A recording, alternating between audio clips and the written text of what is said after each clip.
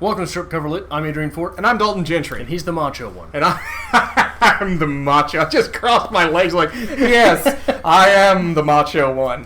So what are we here for? What are we doing? This is Variety Hour.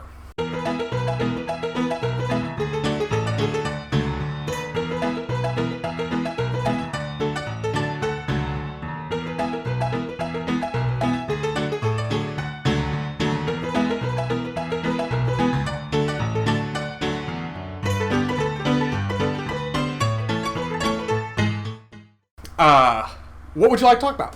What do you got this week? What's in the world of Adrian? So, we've been trying to pick up the slack on the whole getting back in shape thing, right? Oh, we'll usually use the term we. So I've been doing more of the gym stuff. Been kicking it up at the gym, Good for you.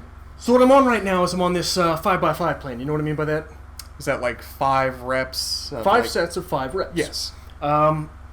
And what you do is, you sort of go with weights that you know you can hit at first. Okay. And then you adjust, you go up accordingly.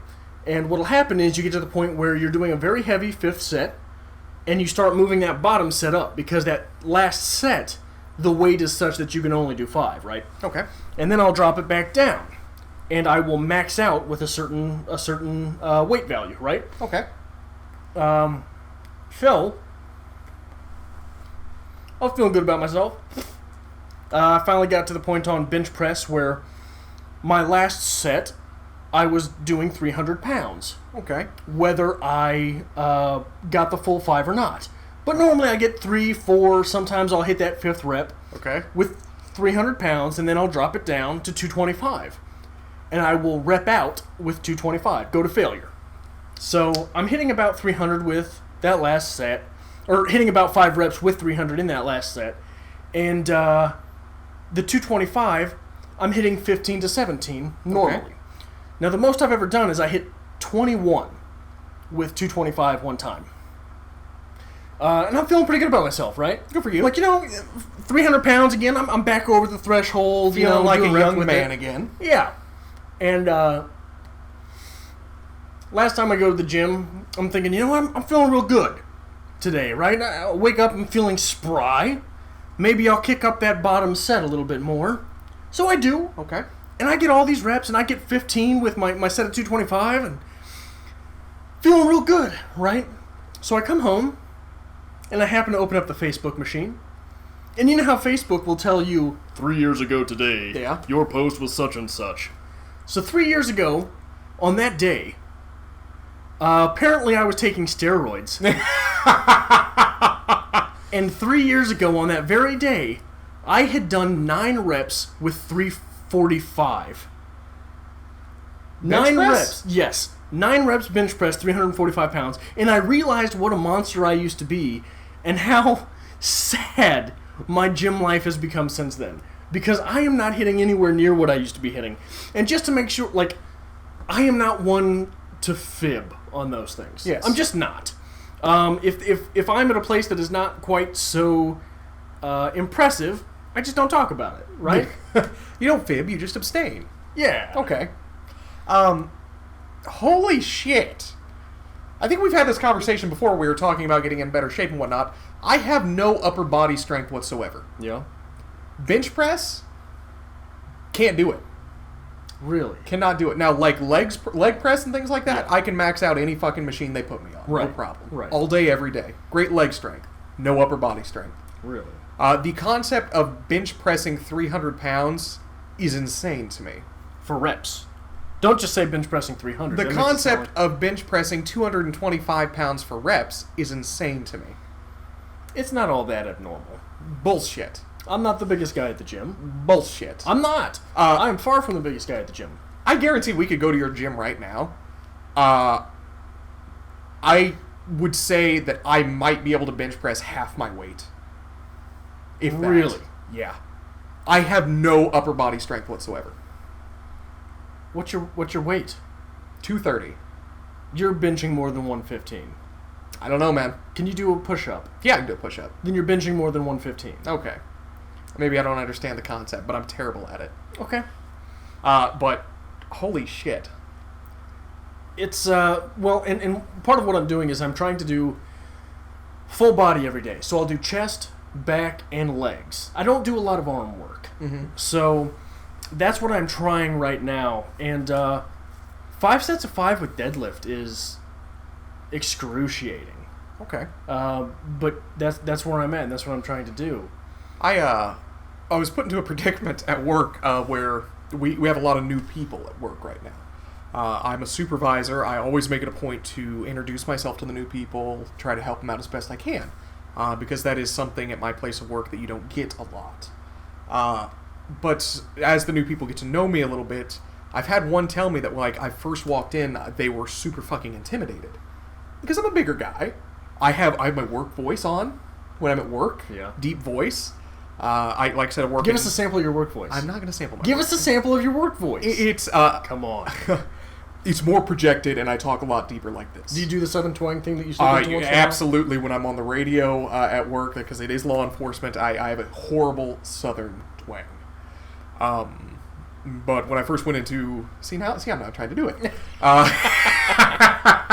We have different personalities. I guarantee it. Everybody has a different personality from working from home. But they said, when you first came in, I was very intimidated by you because you're a bigger guy. You had a very loud, booming voice. You're obviously a supervisor. I've got all my badges, chevrons, things like that on. And I was really nervous. I didn't say anything. And then you pulled out a cigarette and you dropped it and you went, "Oh, fudge!" And he's like, at that point, I knew we would be okay. I figured you'd get a kick out of that. So I love that. That is a very Dalton-esque moment. Yeah. Yeah. I'm sorry. I think everyone has that facade, though. Like, I think you're onto something. Everyone has that different work facade. Absolutely so. And you've mentioned this before. I adapt to the people I'm with. Very much so. But at work, like I've said it many times, I am a very man's man, get shit done, Southern drawl. It's Give us a sample of the Southern drawl. I don't know if I can. For people who haven't heard I don't know what I can, but sometimes you gotta talk like this. Sometimes you gotta talk like this, and you gotta have just a little bit of a drawl. Makes people a little more comfortable. Boy, I says a little more comfortable. Anyway, I don't know how we went from, discussing Adrian's bench pressing to my fallacies at work. Figured you'd like that. Yeah. Oh my. Anyway. But one thing that is a good thing, Adrian has a desk, which if you've seen some of his quickie videos, his booktuber shout out, he sits at his desk and does the videos. I think Steve actually pointed out that it was a beautiful desk. Which it is. I still don't know what he meant by that. It's a beautiful desk, it is. I've never owned a desk. Beyond just like, a computer desk or something. I don't have a writing desk. I don't have a space. Really? If I'm writing at my dining room table. Okay. Recently got a chair and a little office now, and I have my books up there. Reading productivity's through the roof. I may have acquired a desk. Yeah. Solid oak, roll top desk. I'm ready for it. I have dreamt of owning a roll top desk since I was like 12 years old. I'm ready for it. So I'm hoping it's in amazing shape, and I hope I can send you a picture and just like wave it in your face and be like, "Look what I got, Adrian." I'm talking about phallic. Fallacies. But anyway, I'm excited for it. I'm hoping to get it soon, and I guess I'm gonna have to counter your quickies with me sitting at my desk. Another phallic symbol there, huh? Quickies and I see what you're doing, Dalton. I see what you're doing. We're going very Freudian this week. You're trying to pull it out. Oh my! Well, what else should we talk about? This is Variety Hour. After all. We really should stay away from the politics for a bit because it's train wreck. It never leads to anything good. But have you noticed the change in Trump's presentation recently? Oh yes, he's trying to win people over. No, Trump has won them over. No, not those people. Trump's trying to win over the rest. Okay. The rest of everyone. Trump is now speaking like a president. Yeah, and it's terrifying. Yeah, because he doesn't mean it. Oh no! But here's the question. Here's the question. Okay. Did Clinton mean it when he would speak presidential? Did Bush mean it when he would speak presidential? Does Obama mean it when he speaks presidential? That is being a politician, isn't it? It is being a politician, and you have to do what is expected of you. I mean, there was a big thing when Obama assumed office, he quit smoking. Quote, quote. Because a president does not smoke cigarettes. And his daughter sure didn't, did she? No, Have she you picked didn't. up on that? No, she didn't. And there was a huge, huge ordeal that he attended a NBA game, I believe, and he had a beer. And people said, how dare he? That man's working, and he's drinking on the job. Yeah. So there are expectations set for politicians, especially in high positions of power. But it's kind of a little ridiculous, in my opinion. It is. It is. Honestly, if you are in charge of running the United States government, I hope to hell you have cigarettes and beer. Yeah. You gotta have something to take the edge off once in a while, don't you? Yes, you do. Absolutely so. Yeah. It's a nightmare. But yeah, he's saying some things that don't get me wrong. I'm not saying he won me over. I'm saying he's saying things that are it sounds like he's trying to win over other people. Okay. He's stepping back on the rhetoric. Okay. What do you feel about Hillary? Well, I hope she gets better. Right? That was the correct thing to say. Well, but does Donald Trump of 6 months ago say that? No. Donald Trump of 6 months ago says, I told you! Every day I said it! What did I tell you? Yes. What did I tell you? No. It was flawless. Because in that line, I hope she gets better soon. He's saying, that's nice. Oh, she's not doing very good. Right. I hope she's okay. Right. Because old Donald's fine. It is political doublespeak. Yes, it is. At its finest. I hope she gets better, but she is not now. Right? At its finest. This is true. So he's got a coach somewhere telling him things. Well, at that point, I hope he would. But we are rolling into mid to late September. And this time every year, I start to go through a little bit of remorse period. And especially BookTube has not helped lately. Because a lot of booktubers going back to school, going back to college, talking about what they're going to read this year at college, what they're going to take, and I don't have that right now. Yeah. Because I have to work, and it sucks. I'd love to go back to school and work on a master's, but... What would you get your master's in? I don't know. I've always thought about this. Yeah. Literature obviously holds a big thing to me. I really like linguistics, and I'd like to learn more about linguistics. Yeah. I love the idea of etymology, which is the origin of words and whatnot. That wouldn't be so daunting for a master's degree. You do not want to get a doctorate in that. Well, here's the thing. BookTube, name 5 etymologists. Right. Because if you can, congratulations, you just named them all. Congratulations, you have a doctorate in etymology. Exactly. Nobody knows what they do, nobody knows what it means, and the ones who do what they do have done it for a long time, and they're it. There is no room to break out in that field. But that is something we had difficulty with in our undergrad career, is trying to find something that you're passionate about, but is also sustainable, that you can create a career out of. And naturally, we said, piss on it, we don't need to teach. We'll just read books. Yeah. But that's okay. why we're here. You have to do something you're passionate about. Well, I don't know that it's necessarily fair to say that there is no room to break out. Look at somebody go back and look at Derrida's career projection. Okay. He was just a crazy guy that nobody listened to until everybody listened to him. Okay. Right. So I think that if you were, or Noam Chomsky, right? Okay, there you go. Noam Chomsky hit with, what was it, the responsibilities of intelligent people, or something. I can't remember what the essay was called, but that was his boom moment. Okay. Right? So you've got to do something that is just different enough in a field, but to get your doctorate, you have to be basically the world expert in something. Yes. So to do that with etymology, what are you doing? Exactly so. Right. But what are you studying that hasn't been done? I first really, stuck with that. Did we take history of the English language together? I believe so. I think so. Donaher taught it. But I loved it. I actually kept all my books from history of the English language. Teaching Coco the Gorilla Sign Language, Right. Language acquisition in children, colloquial language, things like that. I love that shit. I don't know why, but it just fascinates me. So that's always been a route I've considered. It was definitely interesting. My entire experience in that class was sort of tainted by the fact that I had to sit behind the volleyball players. And the way the way she would break up the class always to do the little group discussions was such that Adrian was paired with the volleyball players who were at the table in front of me. They would not turn around. They would not acknowledge me. But when it was time to answer questions, They look at you to make it was Adrian's Yes. responsibility. It's your turn. Yes. You're up. But no, it's something that's always fascinated me. I love foreign language, things like that. I pick them up relatively quickly.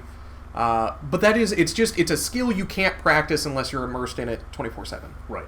It's very difficult to do so. Especially, working a full-time job, whatnot. It's hard to pick that up. If I were going to go back, I don't know. Here's the thing. If I were going to go back, I don't know if I would go for a doctorate in, like, contemporary English literature or something, maybe. Or if I would go back to get another bachelor's degree. Or if I would jump straight to the master's level on something. Going for another bachelor's degree is also something that sounds great. It Yeah. really does. Here's my promise. If we ever become full-time on this, I am jumping straight back into education. I'm going to get another degree. Absolutely. So if you take 40 hours of your week where you're not working for an employer, 40 plus hours, honestly, no, that is your opportunity. Yeah. If you can better yourself. I think my first step, actually, if I were to go back, would be getting an associate's in science. Okay. Because I've got an associate's in arts. I get that associate's in science, and I can go forward with it. Okay. And it's something that interests me anyway, When I started my college career, I went in knowing that I wanted to be an educator. I wanted to teach. That was my thing. I started out as a theater major because I wanted to teach theater. Really passionate about it, loved things like that. And then my advisor sat down with me and was like, all right, let's be realistic here. How many people do you know who teach theater? And I said, God damn it, you've got a point. Yeah. So that's what moved me towards teaching English, because you do get the theater aspect. In most high school settings, Have the 4 or English 5 teacher English teachers, yeah. is the theater teacher. Oh, wow, really? No, you didn't know that? Yeah. Yeah, not in my high school. I don't think. Really? Yeah. Most high school settings that I've been introduced to, there's nobody there who teaches specifically theater. But you're from a smaller town, I'm right? from a smaller Okay. town, so it's usually the theater teacher is also going to be the drama coach, things like that. Which snowballed, of course, into just having a literature degree when I realized I hate teaching kids. Yeah. But teaching at a college level is something that I would love to do. It'd be wonderful. Have to get that master's at least. Gotta have that master's, though. So going back to school, always something I've wanted to do. Love to get to that point sometime soon. We'll see. Yeah. More than that, I've thought about starting, like, tutoring. Yeah? More than doing it at the college level necessarily. Because, I don't know, I think that the entrepreneurial side of that interests me more than... Look, you're not teaching full-time at the college level. You're just not. You're not going to get there because you have to start... A lot of people start at the community college level, and you're not getting tenure at a community college, and you're not paying your bills at a community college. Yeah. Or, like, I am able to teach creative writing at the university level anywhere, right? Correct. They're not going to hire me, right? Correct. I don't have a portfolio. I don't have a novel that's published. I don't have this, that, the other.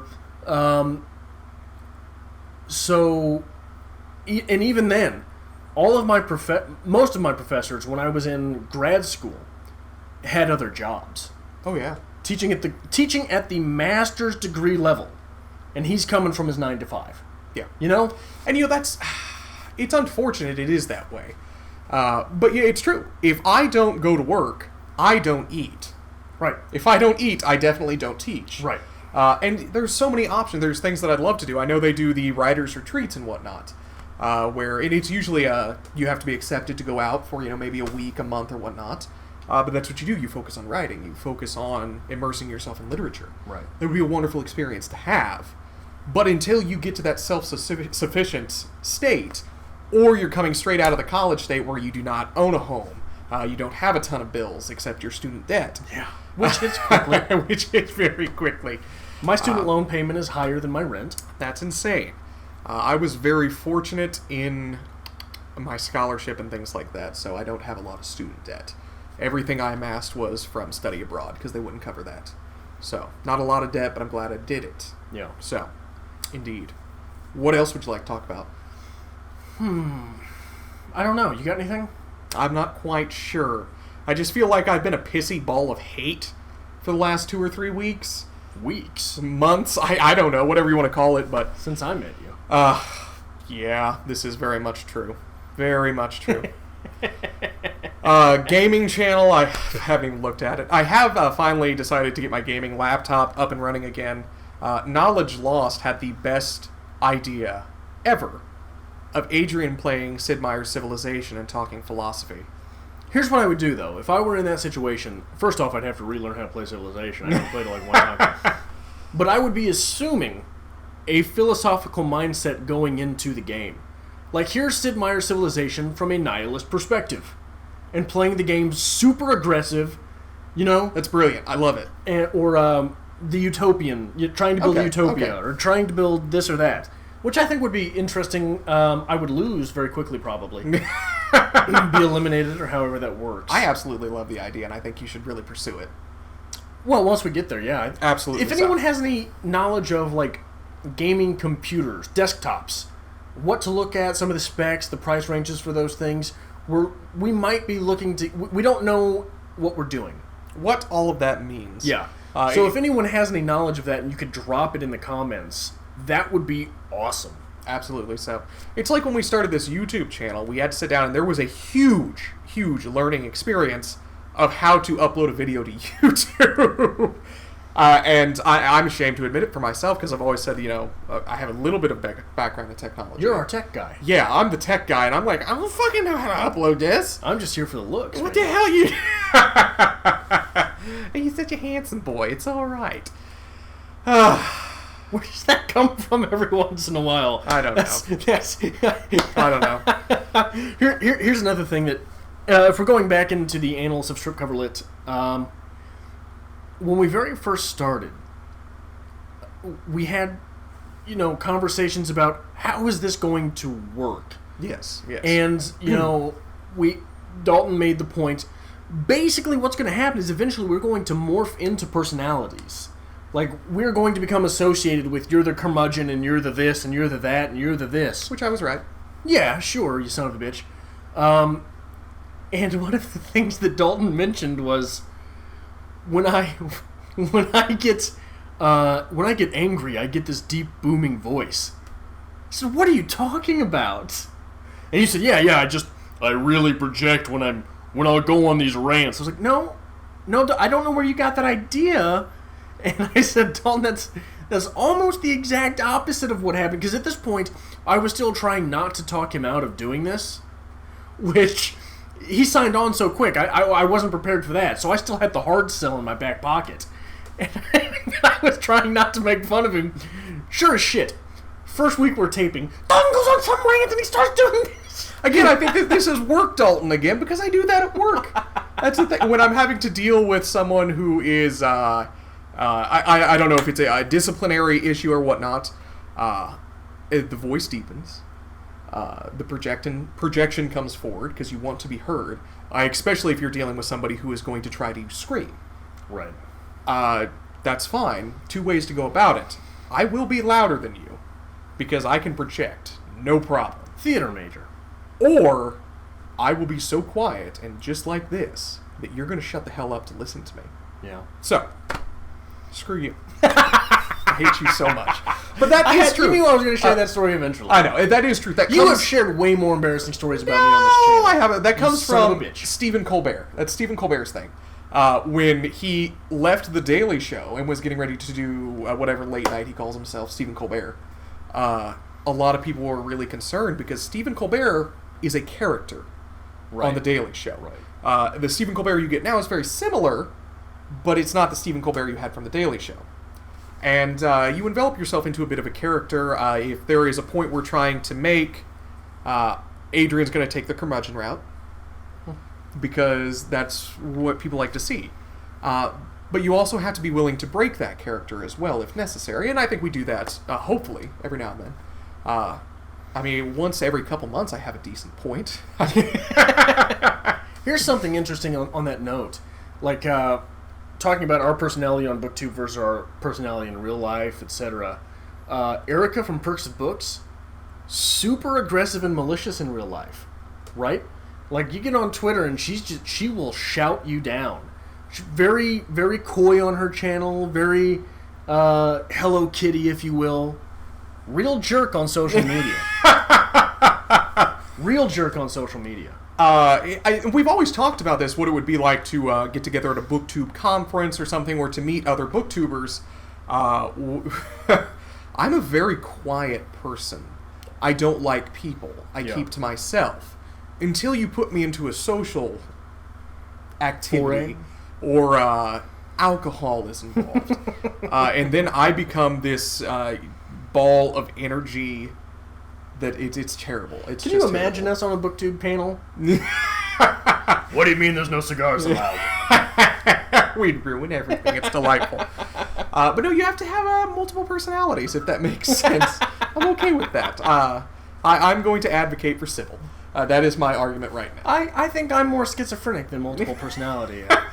Seems to make more sense. Delusions of grandeur. But it's all about how you Delusions of persecution. Why are you looking at me like that? If I cut me off... I hate you so much. If I go to the coffee shop, I will not stay there. We've talked about this. I cannot go to a coffee shop and write. That is me, inner Dalton, not wanting people to see me writing, not wanting to be the center of attention. If you put me in a bar, I will not only be on the bar itself, just like directing people, and I will take the whole bar home with me because I have more drinks at my house and they closed. It's a different environment. Is that so? Oh, yes. We've actually never been drunk together. And that's probably going to remain that way for many reasons. You think? Have I never told you of all the time? Significant other and I share one day off together. But there is a day in my weekend that she goes to work. Right. And there have been times where she has come home and there's 20 to 30 people at my house. Complete strangers. Because the bar was closing. I'm like, no, we are not done here. Everybody is coming with me. This is my address. Let's do this. Let's have a time. It never works out well the next morning. You're the only person that's ever seen the inside of his apartment. Anyway, I'm good now. I've shared enough embarrassing stories. So if you like things like this, make sure you hit that like button down below. We always appreciate a like. And give us a subscribe as well. We do Variety Hour every Thursday. We're also pricks on social media. On Twitter at Strip Cover and on Facebook at Strip Cover Lit.